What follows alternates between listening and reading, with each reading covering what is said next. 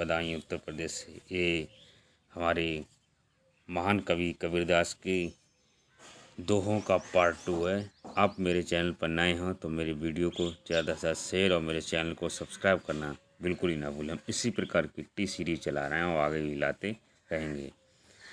भक्ति पदारथ तब मिले जब गुरु होए सहाय, प्रेम प्रीति की भक्ति जो पूर्ण भाग्य मिलाए कबीरा, पूर्ण भाग्य मिलाए।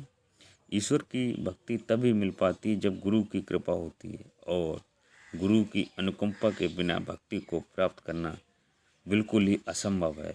यहाँ पर महान कवि संत कबीरदास जी कह रहे हैं कि गुरु की कृपा होना बहुत जरूरी। आप किसी भी लक्ष्य को तभी प्राप्त कर सकते हैं जब आपके गुरु की आपके ऊपर कृपा होगी, क्योंकि बगैर गुरु के आप अपने लक्ष्य को प्राप्त करना असंभव सा कार्य है।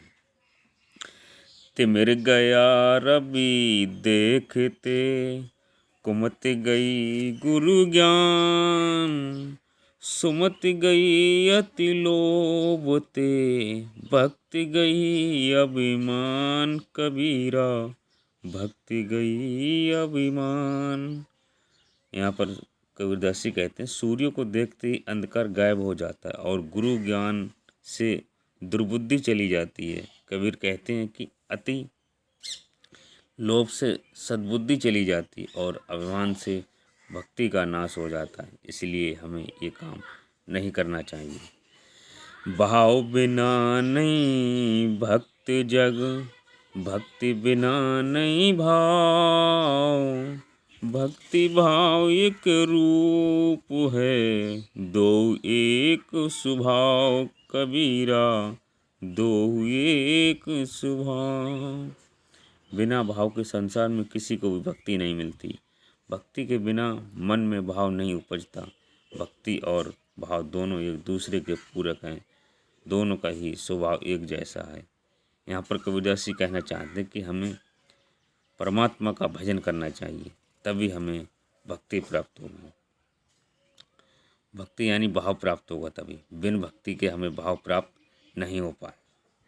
कामी क्रोधी लालची इनते न भक्ति होय, भक्ति करे कोई सूरमा, जाति बरन कुल खोय कबीरा, जाति बरन कुल खोय।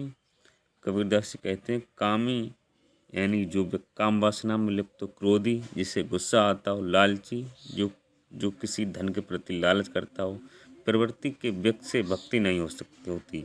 भक्ति तो वही कर सकता है जो अपने खानदान, परिवार, जाति तथा अहंकार को त्याग देता है, और यह हर किसी के बस की बात नहीं है।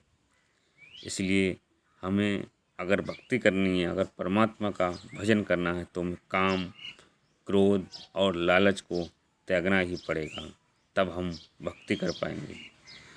देखा देखी भक्ति का कबहु न चढ़सी रंग, विपत पड़े यूं छाड़सी, केचुल तजसी सुभंग कबीरा, तेसुल तजसी भुजंग। दूसरों को भक्ति करते हुए देखकर भक्ति नहीं हो सकती। ऐसी भक्ति करने वाले मुसीबत पड़ने पर उसी तरह से भक्ति का त्याग कर देते हैं जैसे सर्प केंचुल का त्याग कर देता है। भक्ति भक्ति सब कोई कहे, भक्ति न जाने भेद, पूर्ण भक्ति जब मिले, कृपा करें गुरुदेव कबीरा, कृपा करें गुरुदेव। भक्ति तो हर कोई कहता है, लेकिन भक्ति का अर्थ कोई नहीं जानता। पूर्ण रूप से भक्ति तभी प्राप्त होती है जब गुरुदेव की कृपा होती है, क्योंकि बिना गुरु के आप ज्ञान ग्रहण नहीं कर सकते। ये बात कबीरदास स्टार्टिंग में ही कह रहे हैं कि गुरु ही सब कुछ है। गुरु ही आपके लिए जो आप लक्ष्य प्राप्त करना चाहते हैं, वो गुरु उस लक्ष्य का मार्ग दिखाता है, और गुरु के बिना आप अपना मार्ग पर नहीं चल सकते, आप अपना लक्ष्य प्राप्त नहीं कर सकते। गुरु ही सबसे महत्वपूर्ण एक योद्धा है।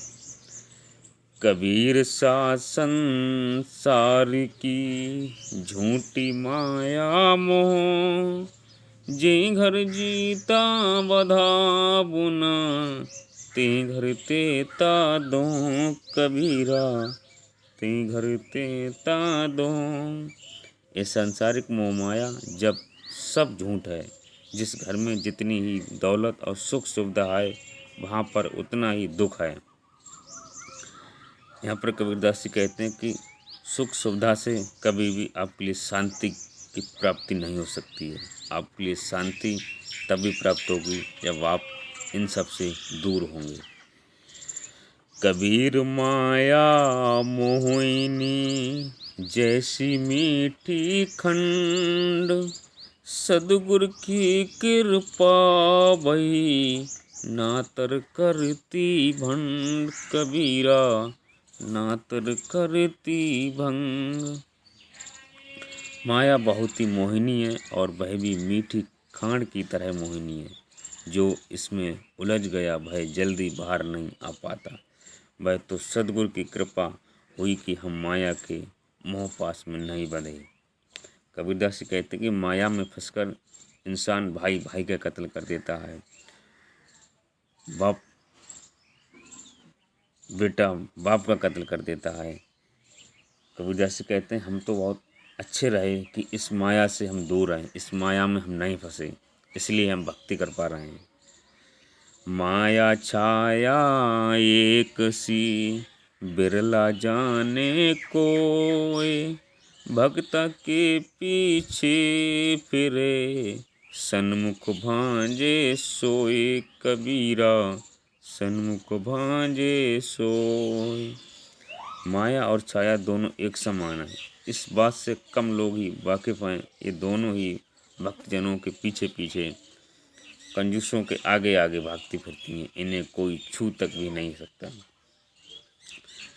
माया दोए प्रकार की जो कोई जाने खाए, एक मिलावे राम को एक नरक ले जाए, कि भैया एक नरक ले जाए। माया के दो रूप हैं। जब व्यक्ति इसका इस्तेमाल देव कार्य के लिए करता है तो उसका भला होता है, और माया के दूसरे रूप यानी आसुरी प्रवृत्ति का सहारा लेता है तो उसका जीवन नरक बन जाता है। इसीलिए यहाँ पर कबीरदास जी कहना चाहते कि हमें माया का सही प्रयोग करना चाहिए, उसका गलत उपयोग नहीं करना चाहिए। गलत उपयोग करने से हमारी माया हमारे पास से चली जाती है और हम निर्धन हो जाते हैं। मोटी माया सब तजै, झीनी तजै न जाए, पीर पैगंबर औलिया, झीनी सबको खाए, कबीरा झीनी सबको खाए। मोटी माया यानी धन, पुत्र, स्त्री, घर आदि का त्याग तो आदमी कर देता है, पर छीनी माया यानी रूप, यश, सम्मान आदि का त्याग नहीं कर पाता। और ये झीनी यानी छोटी माया ही सारे दुखों की जननी है। माया दीपक नर पतंग, ब्रह्म ब्रह्म मही परंत, कोई एक गुरु ज्ञान ते उबरे साधु संत, कबीरा उबरे साधु संत। माया दीपक की लौ के समान है और मनुष्य पतंग की तरह जो बार बार उस पर आकर मंडराता है। माया के इस भ्रमजाल से कोई बिरला ही स्वयं को मुक्त करा पाता है। दोस्तों, ये मेरे महान संत भक्ति काल के कबीरदास जी का भाग 2 है। इसी प्रकार हम आगे भी भाग लाते रहेंगे। दोस्तों, मेरा लक्ष्य है कि महान संत कबीरदास के दोहों का अर्थ और दोहों का मतलब एक साधारण भाषा में आप सभी लोगों तक पहुंचाना। इसलिए मेरे लक्ष्य में आप लोग मदद करें और मेरे चैनल को सब्सक्राइब और शेयर करना बिल्कुल ही ना भूलें।